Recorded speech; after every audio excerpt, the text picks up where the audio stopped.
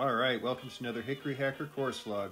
Today I'm playing Hickory Golf in Kansas City, Missouri at Swope Memorial Golf Course. Golf's been played here in Swope Park since 1906, with the first three layouts here being designed by the father of Kansas City Golf, James Douglas. But in 1934, A.W. Tillinghast was asked to redesign the course here, and following a 1990 restoration, that's pretty much the course you find today. I'm using my primary hickory set for this round, which include 2 replica woods made by Louisville Golf, 5 antique irons, and my trusty Stewart RTJ putter. And for ball, I'm using my custom Hickory Zip, which is a Wilson zip ball with an antique mesh pattern. So here's a scorecard for the front 9. Swope Memorial is not a long course, but as you'll see, it definitely requires accurate shot making to score well here. Hole number 1 is a short par 4 named Hope. A little bit of an elevated tee box here that gets into a bit of a valley with your second shot, but then you've got an uphill approach into a green that's protected by hills and bunkers.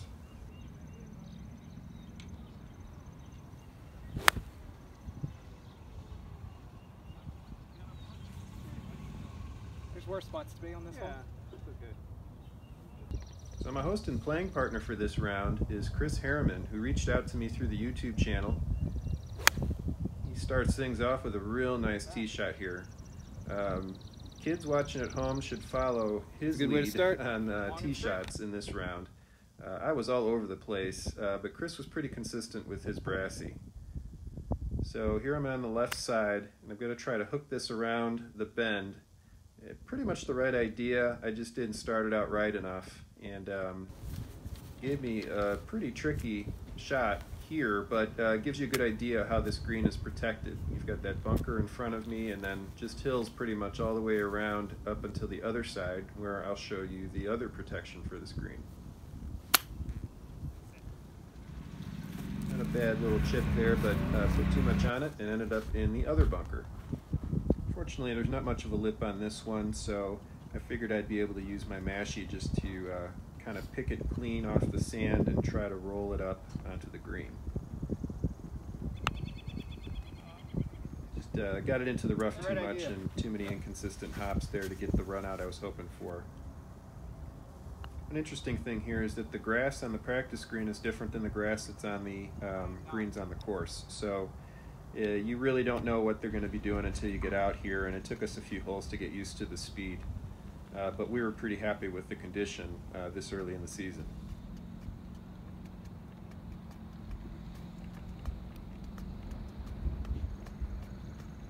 Chris has been a subscriber to the channel for a while, and he's seen my putting woes as of late. And one of the first things he said to me when we met was how much he was looking forward to giving me a hard time about my putting during this round. You know, honestly, I think I'm getting better, but definitely gave him some ammo for that in this round. Moving on to number 2, another short par 4. This one starts with a blind tee shot, and then it's all downhill from there into a green that you really need to be careful about not going over the back.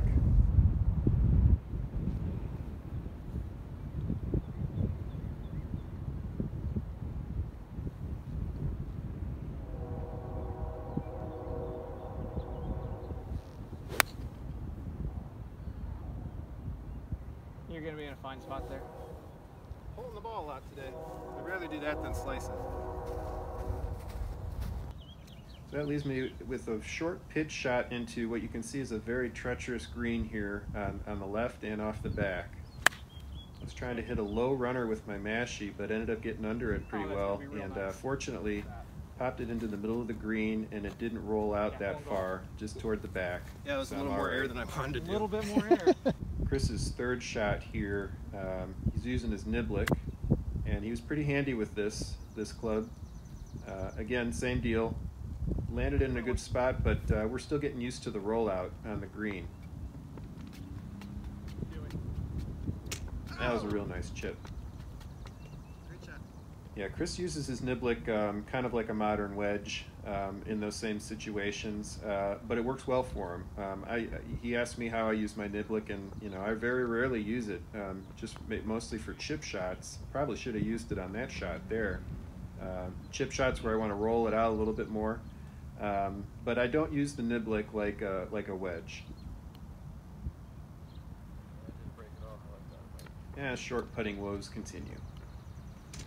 And for putter, Chris is using a brown Varden style putter, and was pretty good with it on the short putts too.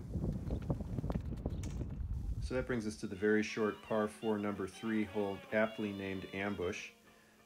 Chris told me that the play off the tee here is to use an iron and just get it in the middle of the fairway, and demonstrated as such that that was the right play.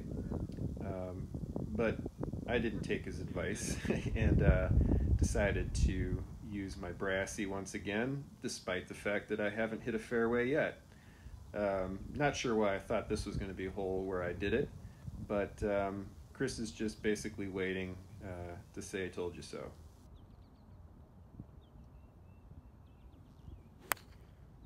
Come back.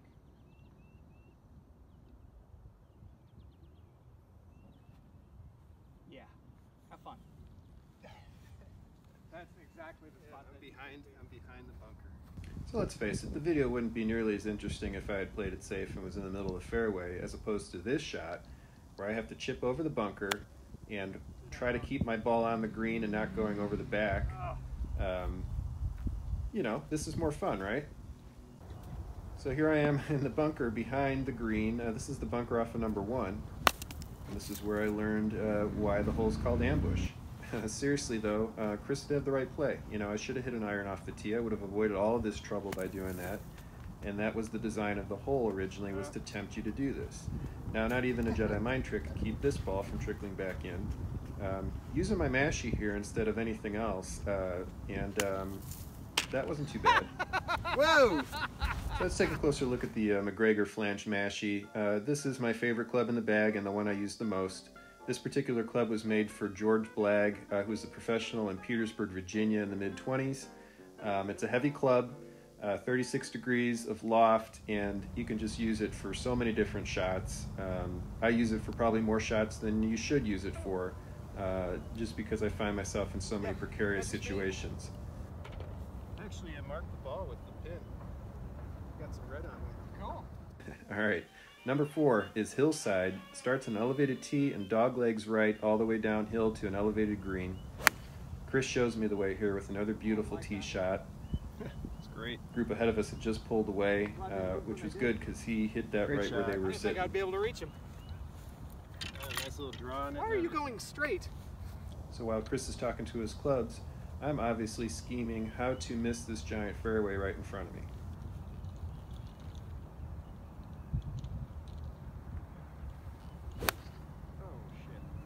I don't know what happened on that tee shot, but fortunately there wasn't anybody on that adjacent fairway. So how much fun is it dressed like that with the camera going to the other fairway? And yeah, the answer to that is I'm over here all the time, so I'm pretty used to this situation. Doesn't bother me at all. Like a lot of shots with trees involved, this would have been a great shot if it hadn't hit a tree. Just using my mashie to try to loft it over those trees, and just clipped a branch and knocked it down. Something important to keep in mind if you ever play here, the left side of the fairway there is white staked. It's out of bounds, exactly where my ball is heading. So be aware of that, you know, that the next hole comes back the other way, and it's probably a good idea to have that out of bounds there. But that set up an opportunity for me to rekindle my relationship with the mashie niblick, which I haven't been getting along with very well lately. But that was a good shot. I was real happy with that one. Mashie niblick.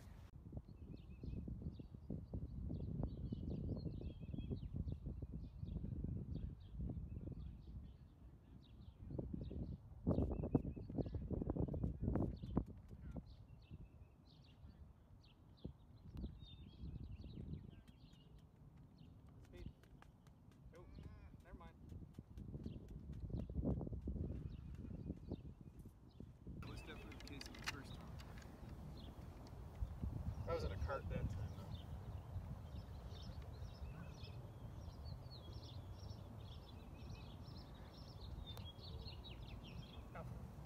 I'm getting this close. Burning it. If only you got credits for those. So number 5 is the first par 5 on the course. It's a dogleg left, Basically, from this elevated tee, you have to get it over this valley, and for modern drivers, those 3 bunkers straight ahead might be in play. Definitely not for Hickory clubs. So I'm just aiming for that first part of the fairway there. And again, spraying it right. Just haven't figured out the Brassie yet in this round, and I'm hitting a ton of trees with this ball as well. This one hit a tree as well and got lucky to bounce next to the cart path there. So the ball was sitting up pretty nice. I mean, the rough right now isn't really rough. I like the lie, so I didn't feel like I needed to give myself relief. I don't know if it would have mattered there or not, but I was able to punch it into the fairway at least. Yeah. Why did I stand on the path? Why did you take relief?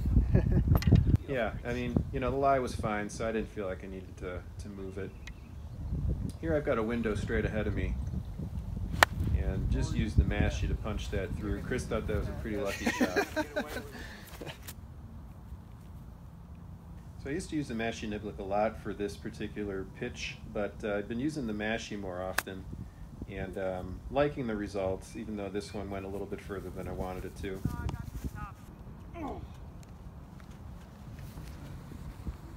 Chris had a real nice putt there that I couldn't get on video. But here I'm at the top tier of this green, and you'll see in a second how difficult this pin placement was in relation to that top tier. Easy. That ball just kept going. That's rough.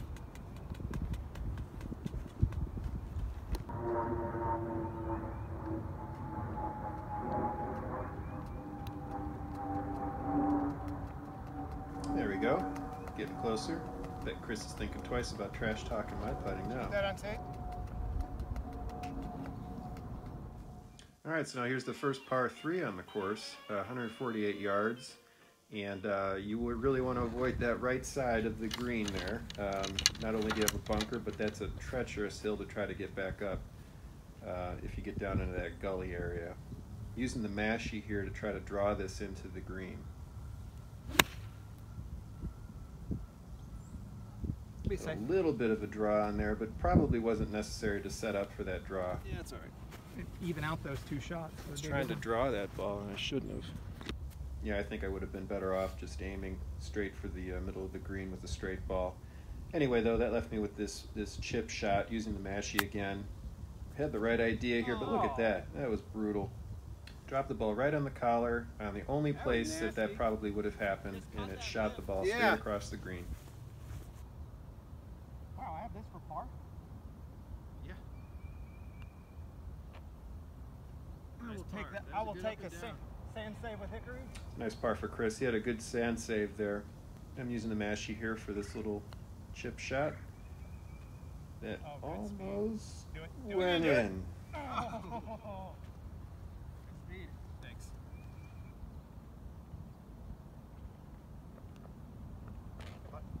Let's get up and down from there. Or up and down. Up and down. That brings us to number 7, which is another short par 4. But this one's called Tighten Up for a good reason. It's got that bottleneck right in the landing zone for your tee shot, so you have to be accurate here. I'm still exploring the right side of every hole for the most part, and hitting trees again. I think you're behind the tree. This one somehow basically dropped right below the branch that it landed on, and I found it on top of this root. I don't recommend this. This is not a good idea. The wood seems soft enough to do that with, watch your step there. Yeah, normally you don't want to try to hit tree roots with your hickory clubs. It's a good way to break a shaft. I was lucky there that didn't happen. Anyway, using the mashie again on that next shot, not hitting it hard enough. But left me with this one again for a runner shot, which I enjoy. And that one was okay. Ran it over the green a little bit. This hole sucks. Yeah. Chris with his own hot take there. He had spent this hole on the other fairway of the next hole getting back into play. So he had his own reasons for being frustrated here too.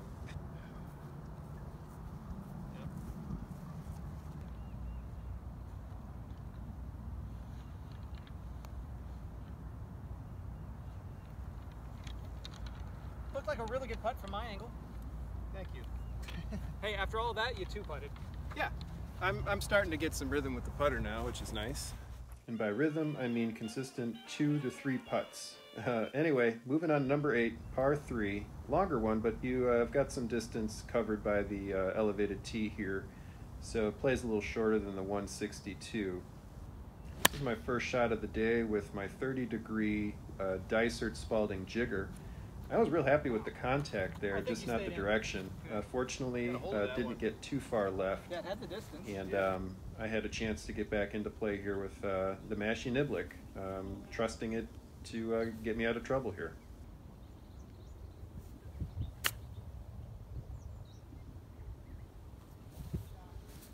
And that was one of my better shots of the round so far. So let's take a closer look at the mashie niblick. Like I said earlier, this club's been giving me trouble lately, and I just kind of set it aside. But I'm starting to get more confidence with it. It's 46 degrees, D3 swing weight. So there's nothing wrong with this club except my confidence with it. And fortunately hit some shots today that were helping me out. But I can't get these par putts to drop. That would have been a great par. Well, I was missing another short putt there. Chris had another really nice sand save and had this putt for par.